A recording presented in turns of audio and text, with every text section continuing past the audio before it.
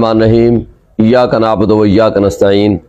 मैं अहलियान इस्लामाबाद NA-47 के दोस्तों को ये बताना चाहता हूँ कि ये एक झूठा और फेक एक प्रोपेगेंडा किया जा रहा है कि NA-47, NA-46 और NA-48 यानी इस्लामाबाद के तीनों हल्कों के उम्मीदवारान को तब्दील कर दिया गया।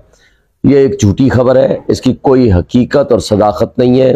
ये मैं अपने सियासी मुखालिफिन से कहता हूँ कि छोटी साजिशें मत करें, आए सियासत का मुकाबला सियासत से करें, साजिशों से नहीं। अल्हम्दुलिल्लाह हम इमरान खान के सिपाही हैं, हम कैंडिडेट्स हैं। मैं NA-47 से मोहम्मद शुएब शाहीन कैंडिडेट हूँ। मेरा इंतखाबी निशान फाख्ता है और जिनका नाम दिया गया है शराज अहमद कियानी साहब, वो विड्रॉ कर चुके हैं, रिटायर हो चुके हैं और उनकी वीडियो भी आ चुकी है। इसी तरह आमिर मुगल साहब NA-46 के कैंडिडेट हैं और उनके मुकाबिल जमशेद मुगल साहब वो कैंडिडेट नहीं है। जबकि इसी तरह मोहम्मद अली बुखारी साहब हमारे NA-48 के कैंडिडेट हैं। चौधरी इलियास मेहरबान साहब ऑलरेडी रिटायर्ड हो चुके हैं और वो कैंडिडेट नहीं है।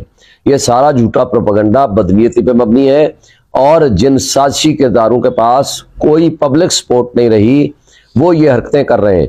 आज भी अगर आप दुनिया की वेबसाइट, दुनिया न्यूज़ की वेबसाइट पे जाएं, आपके सामने उनका सर्वे मौजूद है और उसके सर्वे के मुताबिक अल्हम्दुलिल्लाह NA-47 में 87% वोटर्स हमारे साथ यानी मेरे साथ मोहम्मद शुएब शाहीन के साथ खड़े हैं, जिसका इंतखाबी निशान फाख्ता है। जबकि डॉक्टर तारिक फजल चौधरी के साथ सिर्फ 13% पब्लिक की सपोर्ट हासिल है। लिहाजा ये जो सर्वे है ये लेटेस्ट दुनिया न्यूज़ ने कराया है, आप उसको वेरीफाई और चेक कर सकते हैं। तो लिहाजा ये साजिशी किरदार जब सियासत का मुकाबला सियासत में नहीं कर सकते तो कभी पुलिस की गोद में बैठ के सियासत करने की कोशिश करते हैं और कभी फेक न्यूज़ फैला के सियासत करने की कोशिश करते हैं।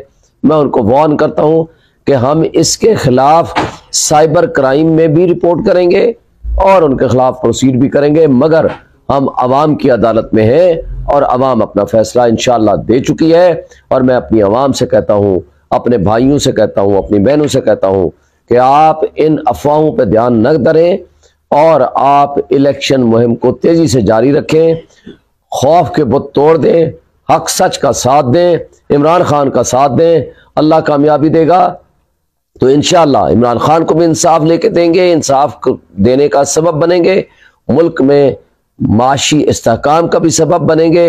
इंशाअल्लाह मुल्क में निज़ाम इंसाफ और कानून की हुक्मरानी के लिए भी काम करेंगे। शुक्रिया।